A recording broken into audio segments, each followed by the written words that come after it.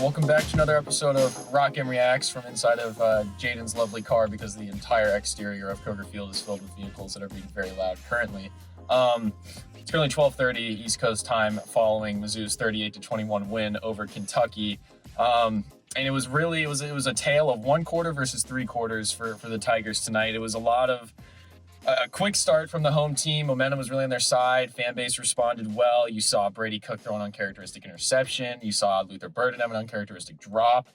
Defense was Ray Davis was running all over them early on. It seemed like, Wildcats had a good game plan coming in, yes, but Mizzou really got kind of hurt by just a slow start out of the gates. But in looking at this initially, as we'll tackle the negative first before we get into the final three quarters, what your thoughts during that first quarter and what you thought this might have been leading to for Mizzou in this game? I'm going to be honest with you. We probably all thought that this game was over. I mean, Kentucky, in this adverse weather conditions, they had like the right game plan, like an old school style of football, especially in this weather. It was raining, it was cold, run the ball and play defense. And that's exactly what they did in the first quarter. They ran all over Missouri. Ray Davis was getting what he wants. Devin Leary, he had a rushing touchdown as well, called his own number. They ran a reverse also that picked up a first down. I think it was before their first touchdown. So, yeah, we thought it was over that. They were going to take control of this game by establishing the run game and, playing defense. Brady Cook threw an interception. It looked like there was two defenders on him, and I think as someone was saying, he may have underthrew him, but he was picked off. So it was just the uncharacteristic, like you said, for him. And, it was just Missouri not playing well, and then Kentucky just coming out and looking like they're about to win the national championship. So, yeah. But then, of course, that all changes. Mm-hmm. It reminded me a lot of their performance against Florida. They did that for four quarters, really, against them. But, yeah, I mean, you saw Kentucky come out red hot and kind of just take this kind of game by the scruff of the neck. And it looked like Mizzou was going to be down and out, and this was going to be another here we go again. You're going to move on to losing 8 out of the past 9 versus Kentucky. But instead, some things happened.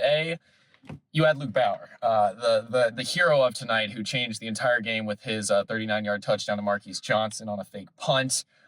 We got to speak to him after the game, which was phenomenal. He said a little bit how he was worried he might have underthrown Marquise, but when he knew that Marquise, he couldn't overthrow him. So, but an incredible call, a gutsy one that they'd been working on all week. Coaching staff had said they had seen what Kentucky goes safe when you cross the 50 on punts, so they knew they would have a look at it.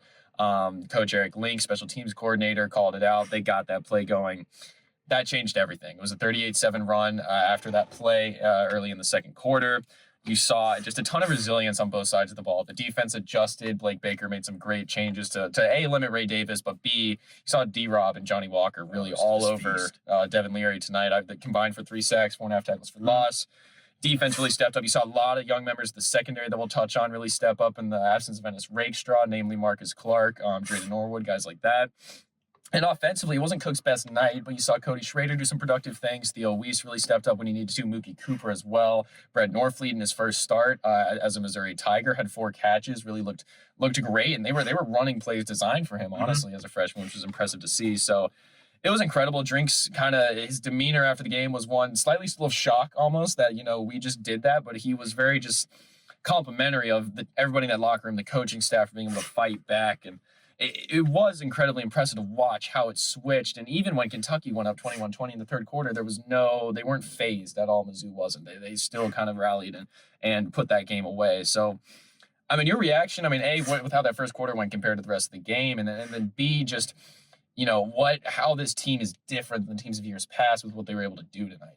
All it takes is one play. That play by Luke Bauer. Football, that's how football is. One play can flip the entire game, and that play by Luke Bauer to Marquise Johnson down there near the end zone was just outstanding. And you could kind of feel the whole stadium just kind of went. It kind of went silent. Like everyone, even up in the press box, it just seemed like we were all shocked. And that was just like a jolt of momentum that just shifted into Missouri's way. And then it just transpired, and that just kept the residue from that just kept going and spilling into the rest of the game. And all 3 phases of the game, just complimentary football, offense, defense, special teams, just went out and attacked Kentucky. And it was very symbolic that they broke this decade-long streak. And, talking about how this is different from Missouri teams in the past, it felt like when you were watching Mizzou, these past few years, it was like, oh, how are they going to mess up? It was kind of like you're just playing tight. You're just watching the game. You just feel all uptight because you knew something was probably going to happen, like the Georgia game last year, or something like that. But now it feels like, especially when I'm watching them, I'm like, Kentucky goes down and scores, Reese taking the lead. And I'm like, Missouri's about to respond. That's how I was feeling. Like I knew Missouri was about to go back downfield and score. And I think it's just something like, especially with this offense and Kirby Moore coming over, it just feels you just know that this offense is going to be productive and this defense is already dominant as it is, and it's been kind of that way for the last year and a half now. So it just feels like this is a very complete team that we really haven't seen honestly since the last time Missouri won here in Lexington at Kroger Field. That's probably really the last time you can say like you have a real good, well-rounded team like this, and you got a good offensive, defensive coordinator as well. And that's just been the biggest difference this year is that has transitioned into wins over Middle Tennessee State, late K-State, Memphis, all those games, and it's just it feels special. It feels like this team. We'll get into it later, but it feels like this team has New Year 6 potential in it, and that's what we were talking about on this way to the car. But like I said, it's just you can feel that it's different. Yeah, and it definitely seems like it's no matter the scenario that this team is in at this point in the season, because I mean through these 6 games now, or excuse me, 7 games. I apologize. They're bowl eligible now. If people did not know. But through these 7 games, they've been through just probably every scenario you can be through in a football game in terms of close games, blowouts, playing a team like MTSU that they should have blown out and they didn't, and then kind of, potentially playing above their capabilities, maybe tonight or against K-State, what have you.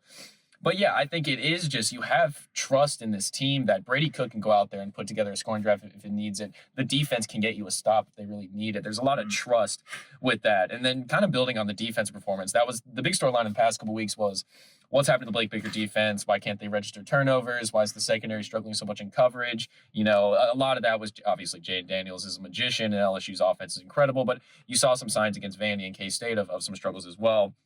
This is outside of the first quarter an incredible, potentially the best performance the defense has had all season. And it came without your star cornerback Ennis Rakestraw. Chris Abrams-Drain was phenomenal, especially, his recovery on a couple of those balls, especially his interception was incredible. And he had one interception called back, I believe. Exactly, which Drinkwitz was he didn't want to get fined, but he was very, he was not happy about that. Exactly. That was an interception. Yeah, but KD was per usual. The big thing was Marcus Clark came up big. D-Rob and Johnny Walker off the edge seemed like they're really settling in. Johnny Walker responded great after being ejected last week against LSU. It seemed like linebacker play was solid. I thought Hopper was a little bit rough early on, but I started to see him kind of get more aggressive as the game went on and looking a bit like his older self. It was a really positive sign, and especially if you get Rakestraw back, and Chad Bailey hopefully gets to 100% pretty soon as well. You're seeing a steady improvement. I think Blake Baker's shown throughout his coaching career that he's great at making adjustments, not just in game, but throughout the season. So was tonight kind of a sign of life for this defense? What was the LSU game? Just LSU's offense is elite. And Mizzou's defense is still, what it was last season, especially going forward where you got South Carolina down the stretch, who's a pretty potent offense. Tennessee's the same way. You're going to have some tougher tests than tonight, but just your thoughts on kind of, is this a true improvement from the defense tonight? Oh, of course it was, especially when you compare that to what Jaden Daniels did to this defense last week as well. They made some adjustments. Drinkwitz said that Kentucky was catching him off guard with some different things that they hadn't seen all season with some motions and stuff like that. It looks like guys were in the right gaps early on, but then from there on, they were just shutting things down up on the defensive line. Like you said, Johnny Walker, Darius Robinson, phenomenal games. They were getting to the quarterback, you said, with 3 sacks. And then there was a sequence late in the game where Missouri's secondary, they had about 3 straight plays. Travis Johnson flew across the field and laid a hit on Ray Davis. And then I think it was Marcus Clark had another play right after that. Then there was somebody else on the 4th down play, unless that was Clark on 4th down, that got them off the field. I think it was an interception maybe on that same possession. But that was just very symbolic of what the secondary did tonight, especially without your other premier cornerback. So that was it was a very confident final 3 quarters, I would say, from this defense. And moving forward, you got South Carolina, Tennessee, of course, Georgia, Florida, Arkansas. You needed a defensive performance like that to kind of instill confidence moving forward over these final 5 games left in the regular season. And I think a great thing for the defense as well, because both sides of the ball are fairly banged up at this point. Defense probably more so. Mizzou hasn't hit the bye week yet. They've got a later bye week than most teams this season. That really helps when you're going to enter that last 4-game stretch. at the end of the season to be fully healthy for that coming off the bye. Got to get through Carolina next week, obviously, and that's kind of leads us into what we got to talk about next. You've got now the SEC East race. It's fairly open. Georgia today against Vanderbilt, really, they were down 7-0 early. We're kind of in a bit of a dogfight throughout the game and pulled away late. You saw Florida go on the road and pull off a shootout win over South Carolina. Tennessee looked iffy against A&M, but still got the win. There's a lot unknown about the SEC East right now. And Mizzou now moves, as I said earlier, tied for second place with Florida. No head-to-head there. Obviously, they haven't played yet. A game back of Georgia, obviously. You get the Dogs coming off the bye week in Athens. Florida comes to Columbia. Tennessee comes to Columbia. And South Carolina comes to Columbia. You've only got one more road SEC East game on the docket. Does this team look like a team that's capable of winning the SEC East and representing that division in the SEC title game? And B, just what would you consider a success to see them finish out the season, especially compared to how the rest of the East looks? And also just the South Carolina game next week, you also just can't have a hangover going into it. I think that's the biggest thing. Before the bye week, you've got to finish things strong. It's going to be homecoming. There's going to be a lot of attention on it. But, just finishing this year strong in the way you would want after this great start, what do you think needs to happen? Well, like you said, I think the East is wide open, and that's it's going to be fun. These these next couple of weeks, it is going to be really fun of what's going to happen because Georgia doesn't look like 2020, 2021, 2022 Georgia. Mm-hmm. They really don't. And I think, Carson Beck is not the quarterback they had last year, and that's a big part of it. And the defense, hasn't been generational as it was the past couple of years. So going in that game in Athens, not looking too far ahead. That game doesn't look as, doom and gloom as it once has, especially these past 10 years. Except the last time you won in Athens, it doesn't look as bad. And then you have South Carolina, Tennessee, and Florida. They're not all as good as LSU was. Yeah. Let's be honest with that. They're not as good as LSU was. And Mizzou had a double-digit lead on LSU. Mm-hmm. And that was very impressive last week as well. So just looking ahead, this East, it's winnable. This is where something to prove is going to have to come to fruition. Like these next 4 or 5 games are going to be very winnable. And in terms of what a successful season looks like, in my eyes, you have to get really. You're at 7 wins? You're at 6 wins right now. Okay, so I would say 8+ wins. Mm-hmm. You finish 8-4, 9-3, or 10-2 for the regular season. That's a real successful season. Now you can't lose out now and finish 6-6 again. We can't keep being 500 now, but that'd be something else. And 7 wins, that means you only win one more game going through. So a lot of people are going to be disappointed heading into bowl season. So I would say you get 8 wins or more for the rest of the regular season. It's a very successful campaign in my eyes. Yeah. It's already been successful the way we've seen through 6 weeks, and I don't expect them to lose out. So I said heading into the season, if you get 7 more wins, that it's going to be a great year. But if you get 8 more this year, which should be the expectation, that's fine. Yeah, and I think the biggest thing, I think you saying that's already been a success up to this point. There's a visible, noticeable difference about the way this team carries themselves, the way they play on the field. You can go into the schemes of both sides of the ball, specifically offense, and say how big of an improvement that's been. But just the resilience, the togetherness of this team that you always hear about, and sounds like cliche, but this team, it does seem like it is really true. Darius Robinson even was quoted post-game tonight saying, when I came back to college, this is what I envisioned in my final year. I wanted this type of brotherhood. I want to be in these types of games. And I wanted to be not fighting for bowl eligibility at the end of November against Arkansas. I wanted to be bowl eligible in mid-October, and that's what he's got now. But his other main point was that now's not the time to just rest on those laurels. Now you almost have to turn it up more to be able to continue competing. I do agree. Every game left in the schedule, I think, is perfectly winnable. I really do. I think marching into Samford is a very difficult task regardless of how Georgia is. I think the main issue with Georgia this year is their defense is just not a lot more breakdowns in years past, and just they don't have the same caliber of at least veteran NFL talent at the moment that they have in years past. Some of the younger guys certainly are. But I really think I'll go higher than you. I think 9 wins minimum. I think anything less than 9 at this point, just what this team has showed in the field. And you're looking at, South Carolina should be a victory. Florida, I think, should be a victory. Tennessee should be a victory. That gets you to 9.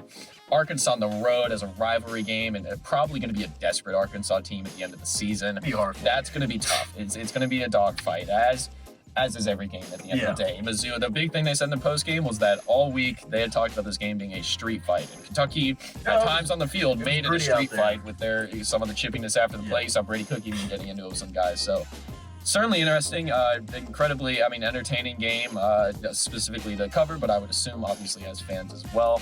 That wraps it up for our episode here. We will be back live from Faroe Field next week for homecoming at home against South Carolina. We'll see you all then.